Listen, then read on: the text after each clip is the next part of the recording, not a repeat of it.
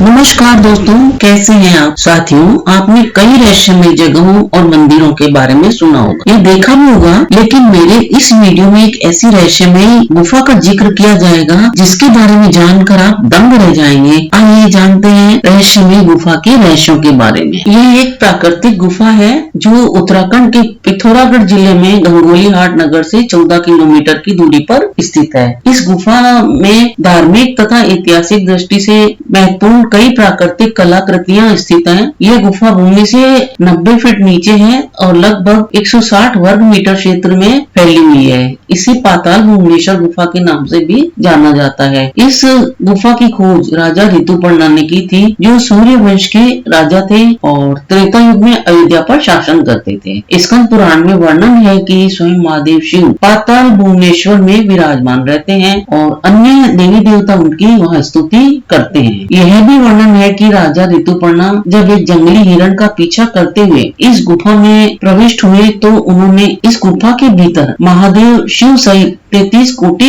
देवताओं के साक्षात दर्शन किए थे। द्वापर युग में पांडवों ने यहाँ चौपड़ खेला था और कलयुग में जगत गुरु आदि शंकराचार्य का 1822 ईस्वी के लगभग इस गुफा से साक्षात्कार हुआ था। उन्होंने फिर यहाँ पर तांबे का एक शिवलिंग भी स्थापित किया था। गुफा के अंदर जाने के लिए लोहे की जंजीरों का सहारा लेना पड़ता है। यह गुफा पत्थरों से बनी हुई है। इसकी दीवारों से पानी रिसता रहता है, जिसके कारण यहाँ के जाने का जो रास्ता है वो बेहद चिकना हो जाता है। गुफा में शेषनाग के आकार का पत्थर है। उन्हें देखकर यूं लगता है जैसे उन्होंने पृथ्वी को पकड़ रखा है। इस गुफा की सबसे खास बात तो यह है कि यहाँ एक शिवलिंग है जो लगातार बढ़ रहा है। वर्तमान में शिवलिंग की ऊंचाई 1.50 फीट है और शिवलिंग को छूने की लंबाई 3 फीट है। यहाँ शिवलिंग को लेकर यह मान्यता है कि जब यह शिवलिंग गुफा की छत को छू लेगा तब दुनिया खत्म हो जाएगी। सकड़े रास्ते में होते हुए इस गुफा में प्रवेश किया जा सकता है। गुफा में घुसते ही सबसे पहले नरसिंह भगवान के दर्शन होते हैं। कुछ नीचे जाते ही शेषनाग के फनों की तरह उभरी हुई संरचना पत्थरों के ऊपर नजर आती है। ऐसी मान्यता है कि धरती इसी पर टिकी हुई है। आगे बढ़ने पर एक छोटा सा हवन कुंड दिखाई देता है। कहा जाता है कि राजा परीक्षित को मिले श्राप से मुक्ति दिलाने के लिए उनके पुत्र जन्मेजय ने इसी कुंड में सभी नागों को जला डाला था, परंतु तक्षक नाग का जो एक नाग था वो बच निकला और जिसने फिर बदला लेते हुए परीक्षित की मौत कर डाली। हवन कुंड के ऊपर इसी तक्षक नाग की आकृति बनी हुई है। हवन कुंड के आगे गुफा की जो मौन तंद्रा को भंग करता हुआ पुजारी कहता है कि आप शेषनाग के शरीर की हड्डियों पर खड़े हैं और आपके सिर के ऊपर शेषनाग का फन है। तो आपको कुछ समझ नहीं आएगा, हमको बड़ा आश्चर्य लगेगा ये सुन के, परंतु जैसे ही उस गुफा के चट्टानों के पत्थरों पर गहन दृष्टिपात करते हैं तो आपके शरीर में सिहरन सी दौड़ेगी और आप वास्तव में अनुभव करेंगे कि कुदरत द्वारा तराशे पत्थरों में नाग फन फैलाए हुए है। स्वर्ग से समागत ऐरावत हाथी का शरीर उन चट्टानों से शायद न दिखे, पर जमीन में बिल्कुल झुककर पृथ्वी से चंद इंचों की दूरी पर चट्टानों में हाथी के तराशे हुए पैरों को देखकर आपको मानना ही पड़ेगा कि ईश्वर के अलावा कोई मूर्तिकार नहीं है जो इन पैरों को गढ़ सकता है। शेषनाग के शरीर पर जो हड्डियां हैं उन पर चलकर गुफा के मध्य तक जाया जा सकता है, जहां शिवजी ने गणेश का सिर काटकर रख दिया था। उनके ऊपर गुफा की छत से चट्टान से बना कमल का फूल है जिससे पानी टपकते हुए मूर्ति पर पड़ता है। भगवान शंकर की ये स्थान लीला स्तरीय होने के कारण उनकी विशाल जटाएं इन पत्थरों पर नजर आती है। शिवजी की तपस्या के कमंडल खाल सब नजर आते हैं यहाँ पर। गुफाओं के अंदर बढ़ते हुए गुफा की छत से गाय के जो थन होते हैं उसकी आकृति नजर आती है और ये कहा जाता है कि कामधेनु गाय का स्तन है जिससे वृषमेश के ऊपर सतत दुग्ध धारा बहती रहती है। कलयुग में अब दूध के बजाय इसमें से पानी टपकता रहता है। आगे जाकर देखते हैं तो एक मुड़ी हुई गर्दन वाला गरुड़ एक कुंड के ऊपर बैठा हुआ दिखाई देता है। कहा जाता है कि शिवजी ने इस कुंड को अपने नागों के पानी पीने के लिए बनवाया था और इसकी देखभाल गरुड़ के हाथों में थी, लेकिन जब गरुड़ ने ही इस कुंड से पानी पीने की कोशिश की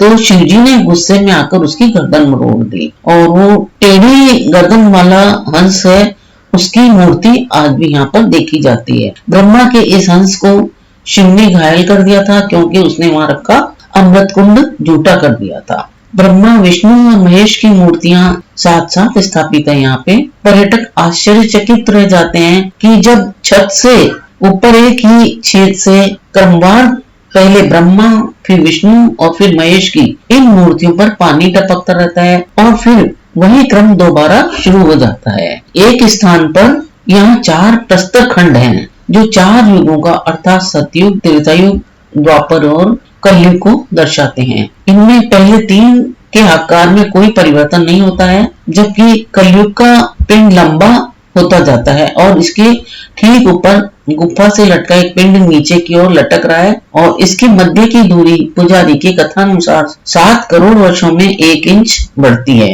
पुजारी जी की माने तो जब दोनों पिंड मिल जाएंगे तो कलयुग समाप्त हो जाएगा। गुफा के दाहिनी ओर केदारनाथ, बद्रीनाथ, अमरनाथ की 3 मूर्तियां स्थित है। यहाँ पर तीनों के दर्शन एक ही दृष्टि में होते हैं। ऐसी मान्यता है कि पाताल भुवनेश्वर के दर्शन से ही 4 धाम के दर्शन के बराबर पुण्य की प्राप्ति हो जाती है। उसी के साथ काल भैरव की जीभ की आकृति एक दिखाई देती है। उनके गर्भ में प्रवेश करके उनकी पूंछ से निकल जाए तो कहा जाता है कि मोक्ष प्राप्त हो जाता है, लेकिन वहां तक मनुष्य अभी तक नहीं पहुंच पाया है। पुराणों के अनुसार कोई मनुष्य उस स्थान तक पहुंच जाए तो फिर उसका अगला जन्म नहीं होता है। गुफा की शुरुआत पर वापस लौटने पर भगवान शंकर का मनोकामना कुंड है। इसके बीच में बने एक छेद से धातु की कोई चीज पार करने पर मनोकामना पूरी होती है। उसके साथ उनका आसन है, काली कमली बिछी है और उसके नीचे बागंबर बिछा हुआ है। वहीं पर पाताल भैरवी है जो मुंड माला पहने खड़ी है।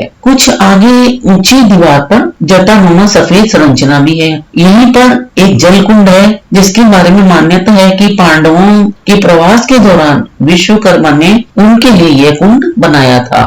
यहाँ पर खुले दरवाजों के अंदर संक्रांति 4 द्वार हैं। रण द्वार, पाप द्वार, धर्म द्वार और मोक्ष द्वार। रण द्वार कलयुग में बंद हुआ, धर्म द्वार और मोक्ष द्वार खुले हुए हैं। इसके साथ ही ब्रह्मा जी का 5वां सिर है जिसे ब्रह्म कपाल कहा जाता है, जिसमें उत्तर वाला सिर वह है जिस पर तर्पण करते हैं, जिसमें एक के बाद एक कुंडों में पानी जमा होता है। पुराणों में लिखा है कि उन कुंडों में पानी के साथ साथ अमृत बहता था। इस गुफा में 33 करोड़ देवताओं के बीच भगवान शिव का नर्मदेश्वर लिंग है, जिस पर जितना भी पानी पड़ता है वह उसे सोख लेता है। उसके बाद आकाशगंगा है जिस पर बहुत लंबी तारों की कतार है।